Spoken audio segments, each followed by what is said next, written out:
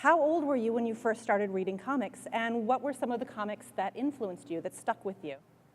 If you grew up in the 70s or the 80s and you had an older brother, chances were, if he was that much older than you, that he was reading National Lampoon, which had lots of awful things that I should not have been reading, but I ate it up.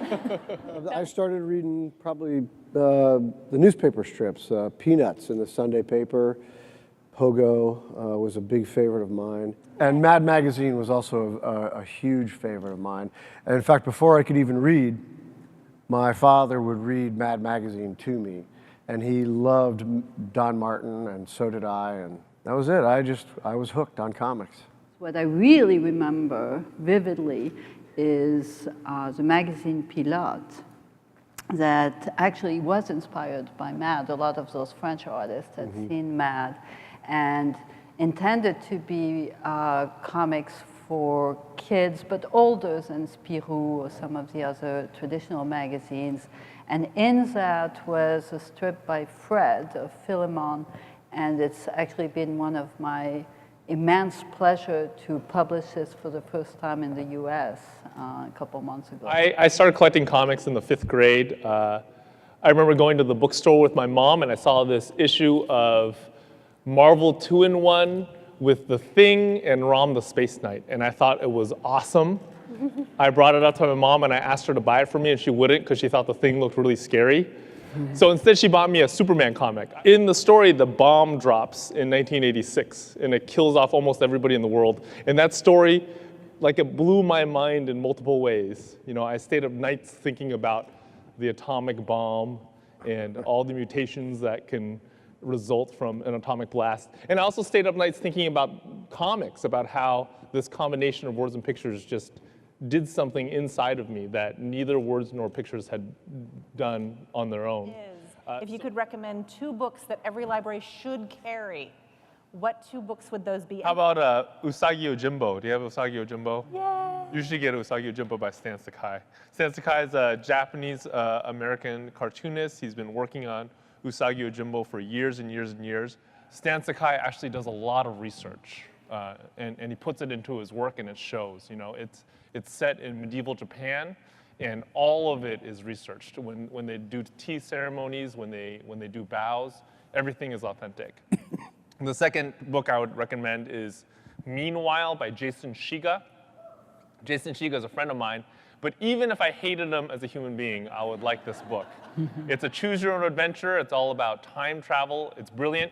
It's kind of like a maze and a comic had a baby. That's what this book is like. Of the recent book, I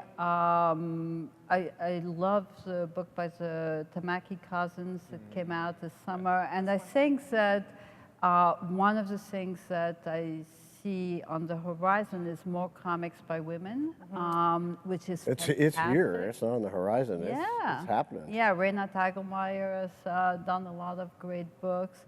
And I couldn't help recommending a book that I published, which is the Aventure of Philemon by Fred.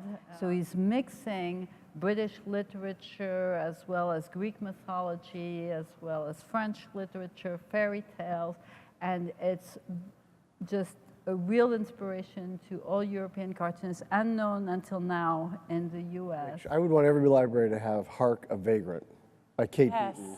Absolutely one. I think she's funny. Her timing and her outlook on things is so funny.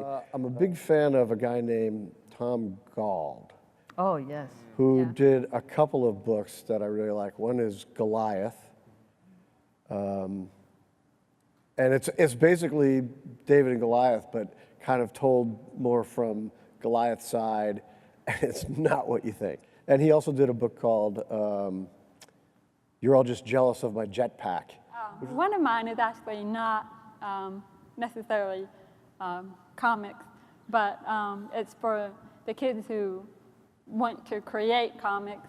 And I'm always sort of sad when I go to school libraries and I don't see books by this guy, but Ed Emberley, and my personal hero, he simplifies everything into shapes, and anybody can follow it, and anybody can draw. And there's this point with kids where some of them say, I can't draw. But then you give them an Ed Emberley book and, do this, bam, and it's such a great starting point that I recommend. Or the Moomin book, which are just, talk about imaginative, nuts, absurd, and beautiful. They just blow my mind, and such a different way of thinking. I just think they're really, really cool.